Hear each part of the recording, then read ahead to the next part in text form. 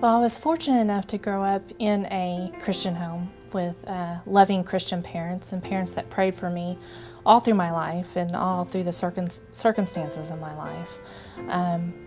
As a child, I always remember being in church. Anytime the door was open, we were there, and involved in activities from GAs to Mission Friends, or just whatever the church had going at that time.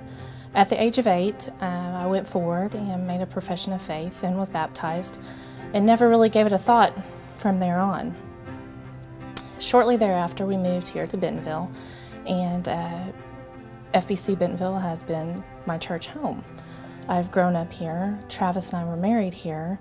We are now raising our family here, and shortly thereafter, I came on staff as full-time staff member in the preschool ministry. I think always growing up in church, I've always known what to do, what to say, how to study my Bible and devotions, but I never really made it a priority in my life. Most Sunday mornings, you will find me in the preschool area behind the desk, checking in children, rocking babies, be with the volunteers. I do feel that that is where the Lord has placed me, because I do have a passion for the children and a passion for teaching them and growing them up in the ways of the Lord. In the past 5 or 6 years of being here and serving and starting out as in VBS and then over the preschool ministries, I have really began to think about my personal relationship with Christ, and did I really have that personal relationship? I began to ask myself, about not studying my Bible. Why did I not have that desire? But I began to just push those feelings aside. That's not right. I'm saved. I'm a church member. I'm a staff member. That's not right. Those feelings will just go away. This past December, we lost my grandfather with a short battle of cancer.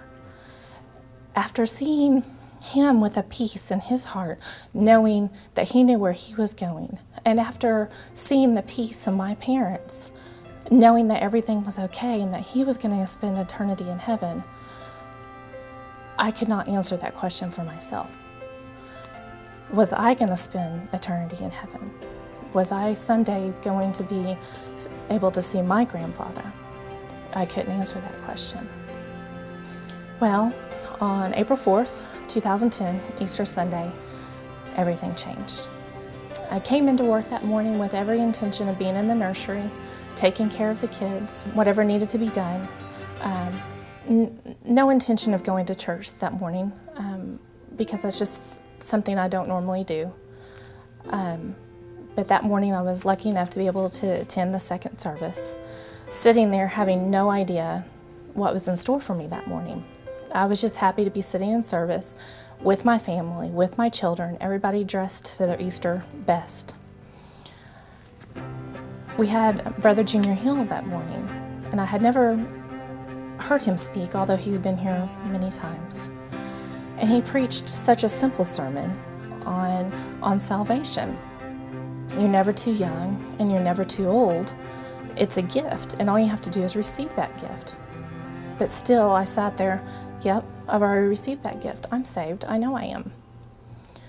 Well, he began to speak about his daughter, and that at the age of 20, she came to him and said, "Daddy, I'm not saved. But what do I do? I'm your daughter, you're a pastor, I'm a church member. What do I do? What are people going to think of you or think of me?" That really struck a chord with me. I'm a longtime member, thought I was saved. I'm a staff member, and I realized at that moment I was not saved, and I needed to make that personal commitment with Christ. As the invitation began, tears just started streaming down my face. And I knew that I had to step out, push my pride away. It didn't matter what people were saying, what people may have thought in the church. It didn't matter. What was my family going to think? My husband gently grabbed my hand, and we walked from the balcony towards the front. Brother Randy was there. And he just asked, what are you doing? What are you down here for? And I said, I need to know that I'm going to spend eternity in heaven and that I have that close relationship with Christ. At that moment, we knelt at the front, and a burden was lifted. I can't even explain. But now I know that I have received that gift, and that I will one day be with Him, and I have that desire to study daily and know Him.